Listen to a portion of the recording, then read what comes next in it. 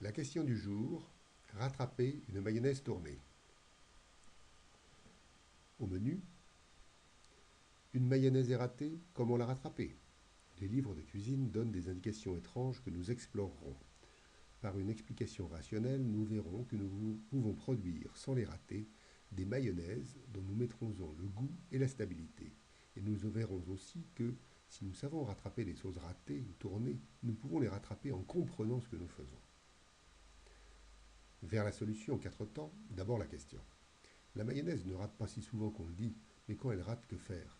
Certains livres de cuisine préconisent de prendre un nouveau jaune d'œuf et d'y ajouter la mayonnaise ratée, comme s'il s'agissait d'huile, goutte à goutte au début, en fouettant, puis plus rapidement ensuite. Ont-ils raison?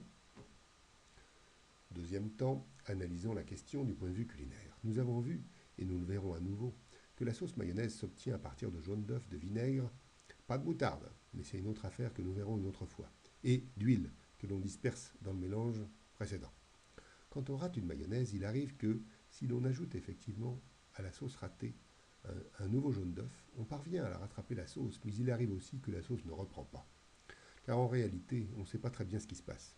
On applique un protocole que l'on comprend dans sa réalisation, bien sûr, mais dont on ne comprend pas la raison. Or, c'est une bonne idée que de penser que nous ne devrions faire le moins possible ce que nous ne comprenons pas. Pire encore, les protocoles sont en fait des listes d'ordres. Pourquoi obéir aveuglément aux ordres? C'est ainsi que l'on devient inhumain, que l'on est remplacé un jour par une machine. Troisième temps, les clés chimiques et physiques pour analyser la question. À bien y réfléchir d'ailleurs, le conseil précédent semble douteux, car si tous les ingrédients de la mayonnaise sont déjà présents, pourquoi en rajouter? La physico-chimie enseigne que la mayonnaise est une émulsion, c'est-à-dire de l'eau où l'on a dispersé des gouttes d'huile microscopiques enrobées par les protéines du jaune d'œuf. De fait, dans la mayonnaise ratée comme dans la mayonnaise réussie, il y a tout ce qu'il faut pour faire la mayonnaise. De l'eau qui vient du jaune d'œuf et du vinaigre, de l'huile qui a été ajoutée, les protéines du jaune d'œuf. Tout ce qu'il faut. Il suffit donc d'être malin pour remonter la mayonnaise sans gâcher un jaune d'œuf supplémentaire. Malin, cela signifie en l'occurrence être capable de réorganiser les molécules pour bien faire une émulsion. Observons donc. Commençons toujours par observer. Dans une mayonnaise qui a tourné, on voit deux phases qui s'établissent assez rapidement. En bas, une préparation qui est en réalité une phase aqueuse, donc avec beaucoup d'eau, et au-dessus, de l'huile qui flotte sur l'eau, bien évidemment. Où sont les protéines dont nous savons qu'elles viennent tapisser les gouttes d'huile? Ce n'est pas la peine d'aller chercher trop loin. Commençons par vider l'huile qui surnage dans un autre bol, en décantant, afin de conserver dans le bol initial la phase aqueuse. Battons cette phase pour qu'elle soit bien homogène. Puis, ajoutons l'huile que nous avons éliminée de nouveau dans le bol, goutte à goutte, en fouettant sans discontinuer vigoureusement.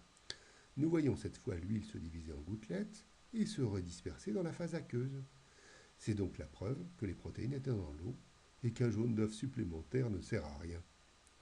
Continuons de fouetter jusqu'à ce que la mayonnaise ait repris sa fermeté. Pas plus, car après un moment, l'eau est pleine de gouttelettes microscopiques tassées les unes contre les autres, et il n'y aurait plus assez de place pour ajouter de l'huile. Autrement dit, quand la mayonnaise devient trop épaisse, détendez-la avec un peu d'eau. D'eau qui a du goût naturellement, du vinaigre, du jus de citron, du bouillon. Quatrième temps, nous pouvons maintenant répondre à la question initiale en ajoutant une pincée d'innovation. Maintenant que nous comprenons comment rattraper une mayonnaise, nous comprenons aussi que quand la quantité d'huile est excessive, ce qui est une cause de ratage, il est bon d'ajouter du liquide pour éviter que la sauce tourne. Imaginons donc que nous ajoutons du liquide dans une mayonnaise bien ferme, puis que, dans la sauce détendue, nous remettions de l'huile en fouettant. La mayonnaise, progressivement, va reprendre de la consistance. Quand la fermeté est de nouveau atteinte, nous ajoutons de nouveau du liquide pour détendre à nouveau, puis de nouveau de l'huile en fouettant, puis du liquide, de l'huile, du liquide, de l'huile, etc. Jusqu'à quand pourrions-nous ainsi prolonger le jeu? Les calculs montrent que l'on peut produire ainsi entre 1 et 70 litres de sauce mayonnaise à partir d'un jaune d'œuf seulement, selon les hypothèses du calcul.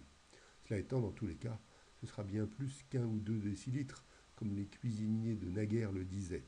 Tiens, pour terminer, qui battra le record du plus grand volume de mayonnaise produit à partir d'un seul jaune d'œuf?